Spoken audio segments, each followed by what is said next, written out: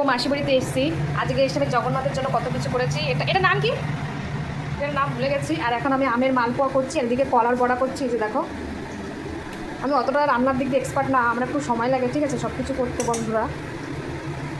তোমরা তো সকলেই জানো আমি রান্নার দিক দিয়ে একদম এক্সপার্ট না। তো এই যে একদম আমি ঘেমে চেমে একদম স্নান করে গেছি, প্রচুর গরম। এই যে রান্না করছি,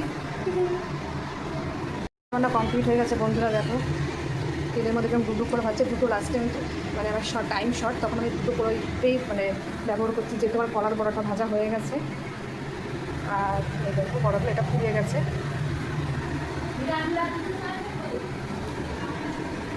জীবনে প্রথমবার এত সুন্দর হয়েছে আমারটা, যেহেতু ভগবানেরটা তো